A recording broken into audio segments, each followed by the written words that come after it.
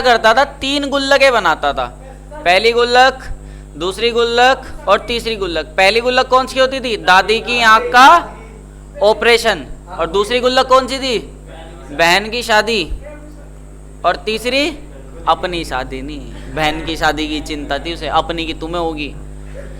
तो देखो अब कर रहे हैं चेंज इन पीएसआर। तो चेंज इन पीएसआर में रेशो से हमने सीख लिया कि कोई पार्टनर तो गेनिंग होगा, कोई सेक्रीफाइसिंग होगा और कोई क्या होगा, कांस्टेंट। मतलब आने वाली फर्म के अंदर किसी को फायदा होने वाला है, किसी को नुकसान होने वाला है और किसी को ना फायदा ना नुकसान। इतनी बात क्लियर है।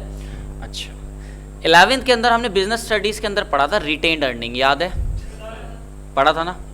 रिटेन अर्निंग में तुमने ये पढ़ा था कि जो आपको जो प्रॉफिट होता है उस प्रॉफिट को हम बचा करके रखते हैं कि नहीं रखते हैं। तो इसका मतलब एक तरह से आपकी गुल्लक। एक वो आई थी मूवी सलमान खान की, देखी थी, मुझसे शादी करोगी, आई थी कि नहीं आई थी? हाँ, उसमें वो क्या,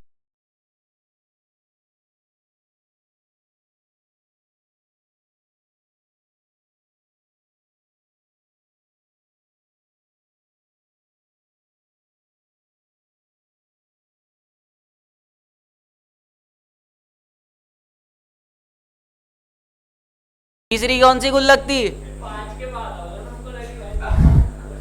तो तीसरी जो गुल्लक उसकी होती थी मेरे ख्याल से कार थी, शायद कार या घर, चलो कार मान लो, ठीक है।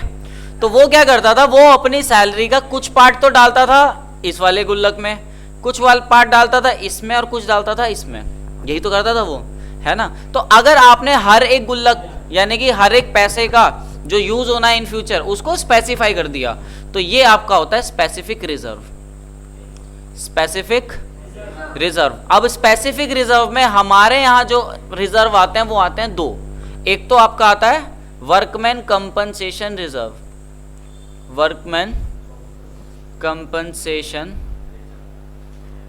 रिजर्व, ठीक है जी, समझ गए।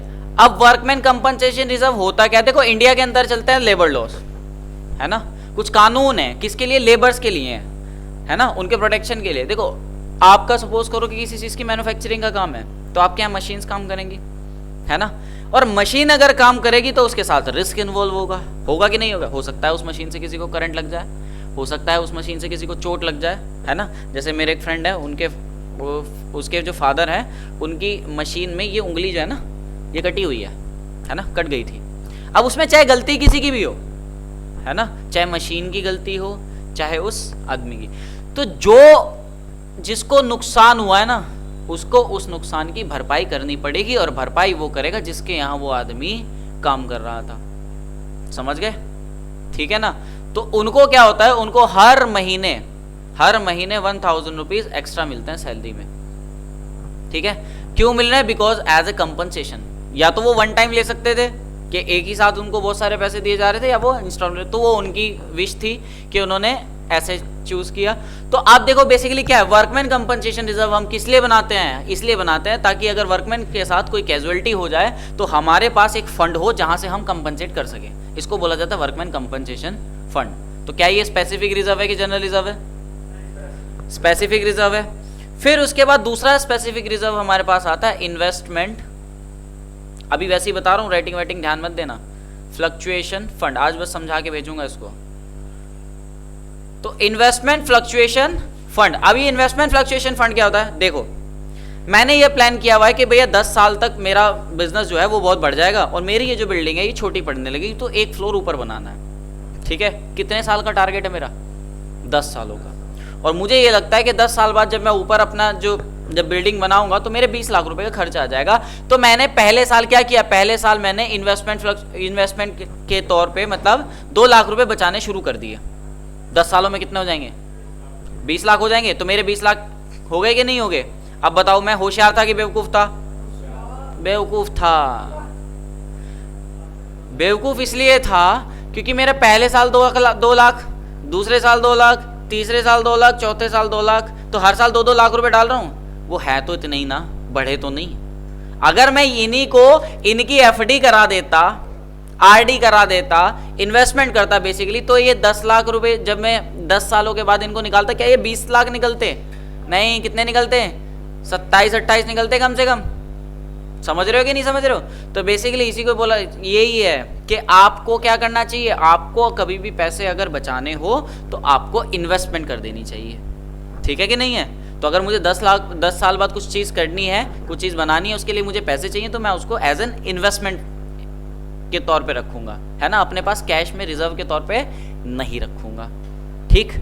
अच्छा, अब इन्वेस्टमेंट भी दो तरह की होती है, एक होती है सिक्योर्ड और एक कैसी होती है, अनसिक्योर्ड। देखो सिक्योर्ड अगर इन्वेस्टमेंट करी फिर तो कोई दिक्कत नहीं है, लेकिन लालच है ना, लालच बहुत बुरी वाला होता है। मैंने देखा कि सिक्योर्ड में मैं एफडी कराऊंगा, एफडी पे मुझे जो रिटर्न मिल रहा है वो मिल रहा है 6% या फिर 7% साल का, ठीक है। एक काम करते हैं, ज़्यादा रिटर्न चाहिए तो शेयर मार्केट के अंदर इन्वेस्ट कर देता हूँ, 15% के आसपास पर ईयर का रिटर्न मुझे मिल जाएगा। लालच है, किसी के भी मन में आ सकता है। और मेरा क्या है, मैंने अगर सपोज करो कि 10 लाख रुपए इन्वेस्ट करूंगा मैं इसमें, तो मान के चलता हूँ कि अगर लॉस पे भी आया, शेयर्स की वैल्यू कम भी हुई, तो हद से हद 2 लाख रुपए क्या हो जाएंगे, कम हो जाएंगे, इससे ज़्यादा नहीं होने वाले। अब मेरी बात ध्यान से सुनना, आपकी इन्वेस्टमेंट कितने की थी, 10 लाख की। आपको ये लग रहा है कि अगर वैल्यू कम होगी तो 2 लाख रुपए कम होगी, और मैं नहीं चाहता कि मेरी जो इन्वेस्टमेंट है वो कम रह जाए बाद में, क्योंकि देखो बिल्डिंग तो मुझे बनानी ही बनानी है। अगर ये 2 लाख रुपए भी कम रह गए तो मेरी बिल्डिंग नहीं बन पाएगी, तो मैं ये 2 लाख रुपए बचा के रख लूंगा। उसी को बोलते हैं इन्वेस्टमेंट फ्लक्चुएशन फंड, कि जो आपने बनाया है किस चीज के लिए, इन्वेस्टमेंट की वैल्यू डिक्रीज होने से बचाने के लिए। समझे कि नहीं समझे? ठीक है। अब क्वेश्चन आता है कि इन्वेस्टमेंट फ्लक्चुएशन फंड बनाया जाता है इन्वेस्टमेंट की वैल्यू इंक्रीज या डिक्रीज होती है उसके लिए। क्या मैंने सही कहा, मना करा? नहीं कहा, सही कहा ना, कि इन्वेस्टमेंट फ्लक्चुएशन फंड बनाया जाता है कि इन्वेस्टमेंट की वैल्यू इंक्रीज या डिक्रीज होने के लिए। इतना ही कहा, ठीक कहा बिल्कुल? कोई ऐसा तो नहीं है जो कह रहा है गलत कहा? जबरदस्ती नहीं उठा ले, कहा मैंने गलत कहा। मेरी बात सुनो, मैं फंड इंक्रीज के लिए नहीं बनाऊंगा, सिर्फ और सिर्फ इन्वेस्टमेंट की वैल्यू डिक्रीज के लिए बनाऊंगा। समझ गए?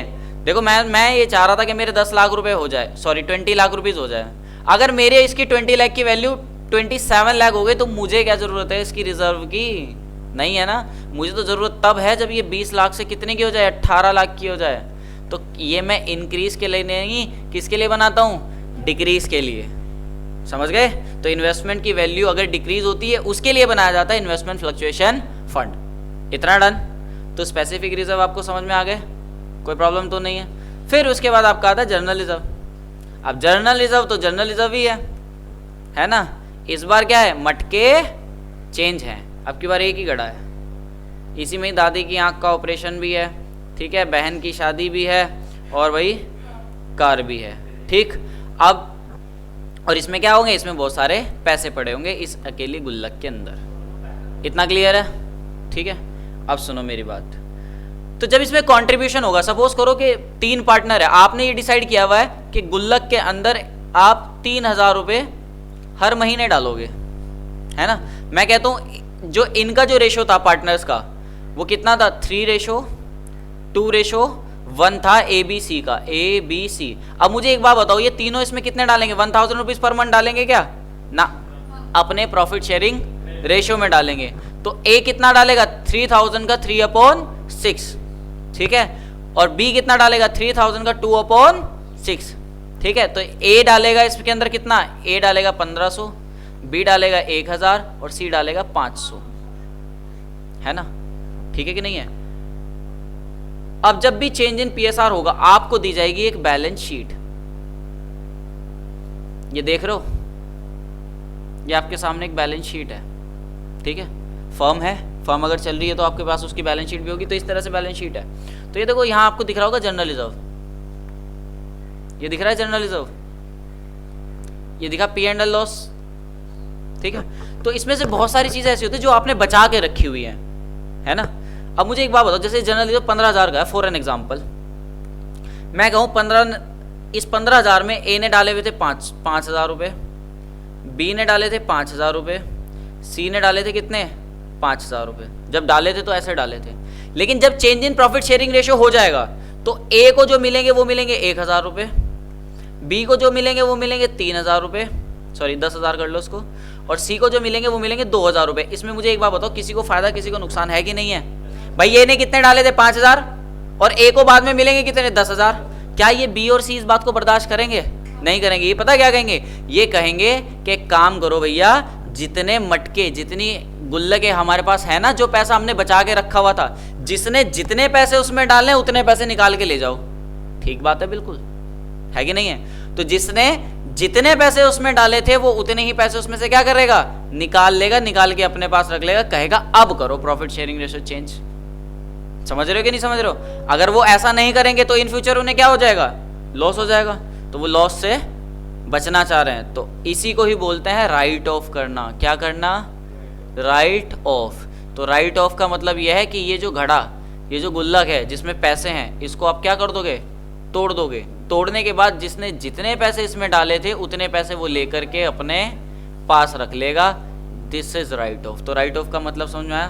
देखो, अगर लॉजिक से जाओगे, हर एक चीज़ को ऐसे सोच के रखोगे तो कभी कोई दिक्कत नहीं होगी। रटने के साथ दिक्कत ये है कि रटा हुआ इंसान बहुत जल्दी भूल जाता है। तो रटना मत, लॉजिक सीखना। समझ गए? तो राइट ऑफ का मतलब क्या होता है? राइट ऑफ का मतलब होता है खत्म कर देना। तो जब भी हम किसी चीज़ को खत्म करेंगे तो उसको क्या कहेंगे? राइट ऑफ करेंगे। ठीक है, सिखाएंगे कल कि कैसे राइट ऑफ करना है। लेकिन आप मुझे बस इसमें आप छोटी सी चीज़ बताएंगे। मुझे ये बताओ कि एसेट्स के बैलेंस कैसे होते हैं? कौन कह रहा डेबिट? कौन कह रहा? मैं कह रहा? आप बताना सर, एसेट्स के बैलेंसेस कैसे होते हैं? बैठ जाओ, बैठे बैठे बता दो। हाँ हाँ, अच्छा, अगर एसेट्स है तो हाँ ठीक है। तो एसेट्स के बैलेंसेस कैसे होते हैं? डेबिट होता है। अगर आपको डेबिट को बढ़ाना है, डेबिट को प्लस करना है, डेबिट में कोई भी चीज, तो आप उसको डेबिट ही करोगे, है ना। अगर आपको डेबिट को कम करना है तो आप उसको क्या कर दोगे? क्रेडिट कर दोगे। और लायबिलिटीज के बैलेंसेस कैसे होते हैं? क्रेडिट होते हैं। तो क्रेडिट को अगर बढ़ाना है, प्लस करना है क्रेडिट को, तो आप क्रेडिट ही करोगे। और क्रेडिट को अगर कम करना है, माइनस करना है, तो हम क्या कर देंगे? डेबिट कर देंगे। इतनी बात बताइए, क्लियर है कि नहीं है? ठीक है। अब देखो, मैं यहाँ लिखता हूँ एक एग्जाम्पल समझाने के लिए, बाकी मेन क्वेश्चंस कल से ही करेंगे कि ए बी